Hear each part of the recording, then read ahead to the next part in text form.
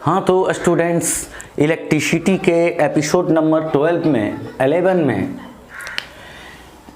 हम लोग देखेंगे कम्बिनेशन ऑफ रेसिस्टेंसेस, प्रतिरोधों का संयोजन।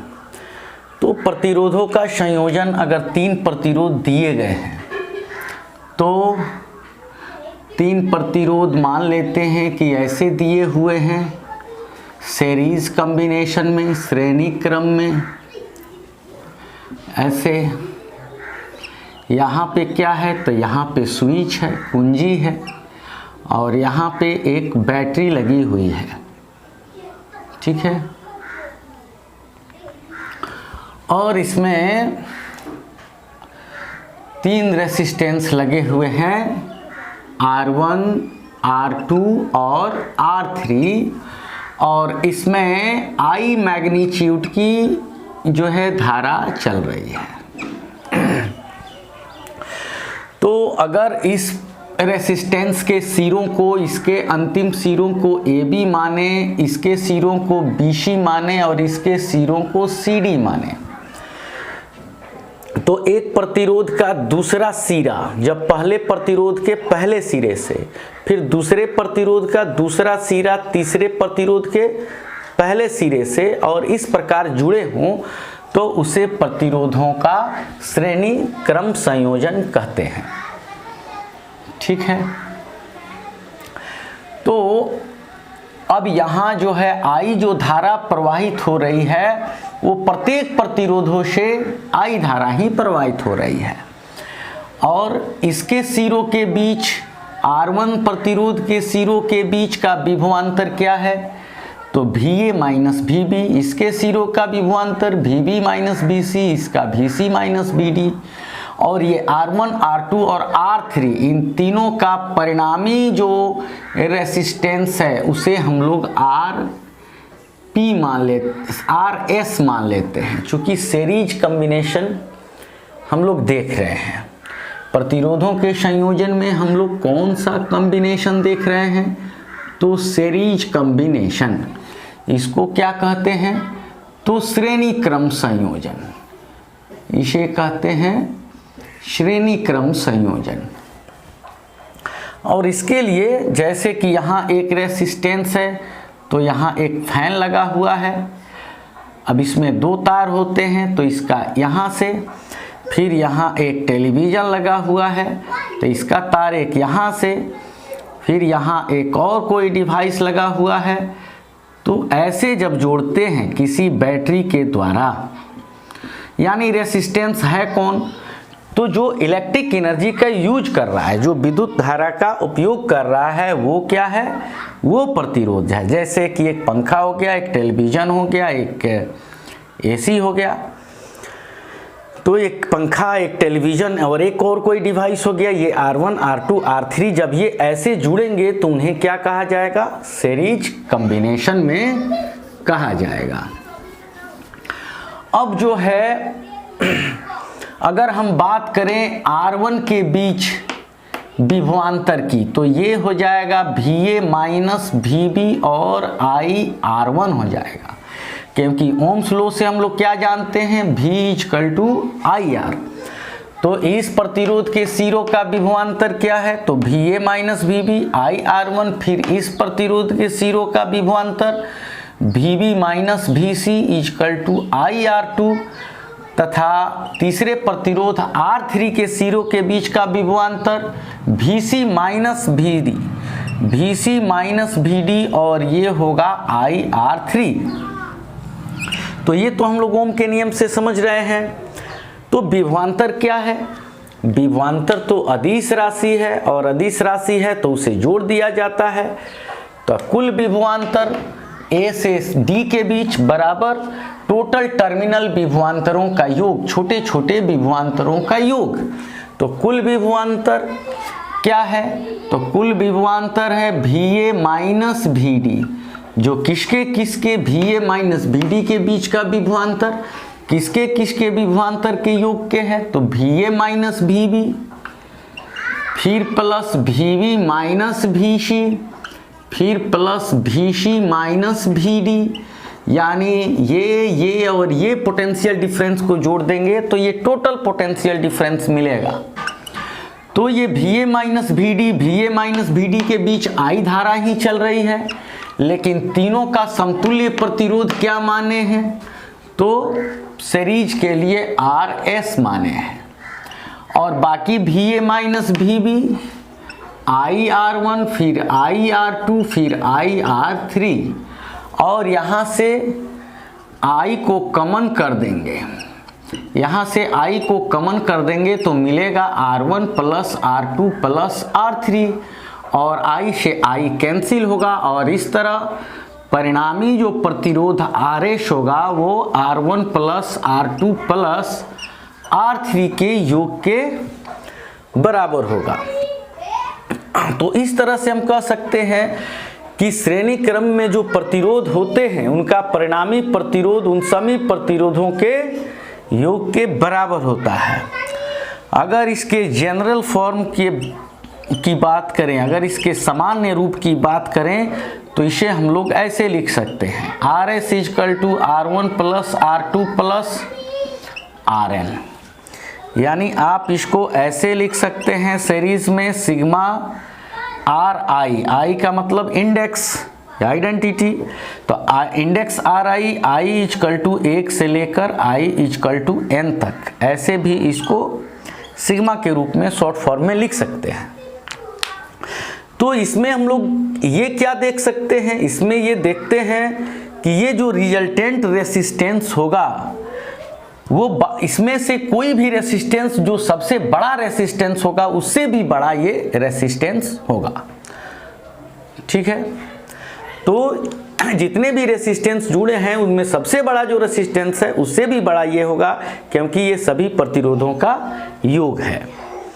तो इस तरह से हम ये कह सकते हैं कि श्रेणी क्रम में जुड़े प्रतिरोधों का जो परिणामी प्रतिरोध है, श्रेणी क्रम में जुड़े प्रतिरोधों का जो परिणामी प्रतिरोध है वे सभी अलग अलग प्रतिरोधों के योग के बराबर होता है। ठीक है, और अगर इसके लैंग्वेज की बात हो तो यहाँ आप फिगर बना सकते हैं, फिगर बना के उसके नीचे लिख सकते हैं कि माना R1 R2 R3 तीन प्रतिरोध हैं जो श्रेणी क्रम में जुड़े हुए हैं, मुख्य परिपथ से धारा I प्रवाहित हो रही है। इन प्रतिरोधों के सिरों के बीच विभवांतर क्रमशः VA minus VB, VB minus VC और VC माइनस VD है। यदि इनका परिणामी प्रतिरोध R हो, RS हो तो इस तरह से आप इसको रिप्रेजेंट कर सकते हैं। अब हम लोग देखेंगे प्रतिरोधों का समानांतर क्रम संयोजन। तो प्रतिरोधों के समानांतर क्रम संयोजन का मतलब क्या हुआ, तो इसका मतलब हुआ कि ये बैटरी हो गई, इसका प्लस और माइनस, और यहाँ एक फैन लगा हुआ है, फिर यहाँ एक टेलीविज़न लगा हुआ है, और फिर यहाँ कोई और डिवाइस लगा है। तो ये जितने भी डिवाइस हैं सबका जो प्लस पॉइंट है वो एक सिरे से जोड़ दिया जाएगा, और सबका जो एक दूसरा साइड है निगेटिव पॉइंट है वो एक दूसरे निगेटिव पोल से जोड़ दिया जाएगा। तो इस प्रकार का जो कॉम्बिनेशन है वो पैरेलल कॉम्बिनेशन कहलाएगा। और इसको हम लोग कैसे दिखा सकते हैं, तो जैसे कि यहाँ पर ये एक रेसिस्टेंस R1 हुआ, ये एक रेसिस्टेंस R2 हुआ, और ये एक रेसिस्टेंस R3 हुआ, और ये तीनों रेसिस्टेंस का पॉजिटिव पॉइंट एक पॉइंट से और सबका नेगेटिव पॉइंट एक पॉइंट से जोड़ दिए, और यहाँ एक स्विच लगा सकते हैं और यहाँ एक बैटरी दिखा सकते हैं। ठीक है, अब जो है अब यहाँ से धारा I चल रही है मेन सर्किट से और फिर इस रास्ते से आ रही है। अब ये धारा जब पहुँचती है पॉइंट A पे तो ये तीन भागों में टूट जाती है। R1 रेसिस्टेंस में I1 परिमाण की धारा, R2 रेसिस्टेंस में I2 परिमाण की धारा और R3 रेसिस्टेंस में I3 परिमाण की धारा ये चलती है। और ये तीनों धाराएं पॉइंट बी पर मिल करके आई बन जाती हैं और फिर आई ये सर्किट पूरा करता है। ठीक है, तो इस तरह से हम लोग क्या देख रहे हैं, हम लोग देख रहे हैं कि तीनों जो प्रतिरोध हैं वो समान विभव पर काम कर रहे हैं, यानी इसका विभव VA माइनस VB, इसका भी विभव VB minus VA minus VB और इसका भी विभव VA माइनस VB। ठीक है, तो V इक्वल टू क्या होता है, V इक्वल टू IR। तो इसमें करंट चल रहा है I1 और इसका रेसिस्टेंस R1, इसका I2R2 और इसका I3R3। अब आप ये समझ सकते हैं कि पोटेंशियल तीनों का इक्वल है, पोटेंशियल तीनों का इक्वल है, तो जो रेसिस्टेंस बड़ा होगा उसमें कम धारा चलेगी, जो रेसिस्टेंस छोटा होगा उसमें अधिक धारा चलेगी। इस तरह रेसिस्टेंस के हिसाब से धारा अलग अलग भागों में बंट जाएगी। तो यहाँ पे क्या हो रहा है, तो यहाँ पे I करंट जाकर I मिल रहा है। तो हम लोग ये लिख सकते हैं कि माना R1, R2, R3 तीन प्रतिरोध हैं जो समानांतर क्रम में जोड़े गए हैं और मुख्य परिपथ से धारा I प्रवाहित हो रही है। तीनों प्रतिरोधों का विभवांतर VA माइनस VB है, जिनसे क्रमशः I1, I2 और I3 धारा प्रवाहित हो रही है। तो यदि कुल धारा I हो तो, यदि कुल धारा I हो तो, कुल धारा I हो तो क्या होगा, तो I बराबर I1 plus I2 plus I3, तीनों धाराओं को जोड़ देंगे तो I बराबर क्या होता है, हम लोग जानते हैं V इक्वल टू IR, तो I equal to V by R। तो I मुख्य धारा तीनों धाराओं का योग है, उसका भी जो पोटेंशियल है वो VA माइनस VB ही है। तो यहाँ V के जगह पर क्या लिखेंगे, VA माइनस VB। और इन तीनों प्रतिरोधों का समतुल्य प्रतिरोध इक्विवेलेंट या तीनों का परिणामी रिजल्टेंट प्रतिरोध RP मान लेते हैं पैरेलल के लिए।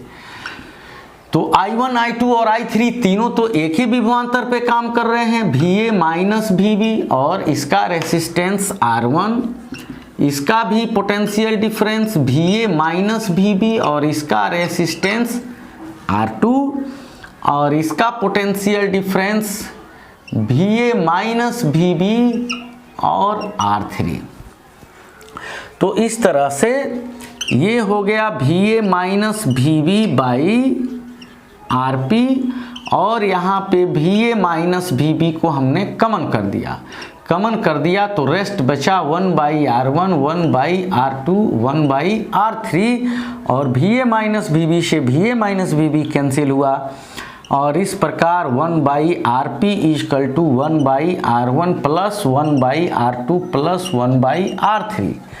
अब इसका जनरल फॉर्म, इसका सामान्य रूप क्या हो सकता है, तो वो 1 by RP equal to 1 by R1 plus 1 by R2 plus plus 1 by RN। ठीक है, तो ये क्या लिख सकते हैं कि श्रेणी क्रम में जुड़े समानांतर क्रम में जुड़े प्रतिरोधों के समतुल्य प्रतिरोध का जो व्युत्क्रम होता है वो अलग अलग प्रतिरोधों के व्युत्क्रमों के योग के बराबर होता है। क्या होता है, तो समानांतर क्रम में जुड़े प्रतिरोधों के परिणामी प्रतिरोध का व्युत्क्रम यानी 1 बाई RP जो होता है, समानांतर क्रम में जुड़े प्रतिरोधों के परिणामी प्रतिरोध का व्युत्क्रम उन अलग अलग प्रतिरोधों के व्युत्क्रमों के योग के बराबर होता है। तो इससे क्या क्लियर हुआ, इससे क्लियर हुआ कि जितने भी रेसिस्टेंस जुड़े हैं तो परिणामी जो प्रतिरोध होगा वो जो सबसे छोटा इसमें रेसिस्टेंस होगा उससे भी ये छोटा होगा। तो इसको हम लोग ऐसे भी लिख सकते हैं 1 बाई RP और सिग्मा 1 बाई RI और I इक्वल टू 1 से लेकर I इक्वल टू N तक। तो ये भी एक फॉर्म हो गया प्रतिरोधों के समानांतर क्रम संयोजन का।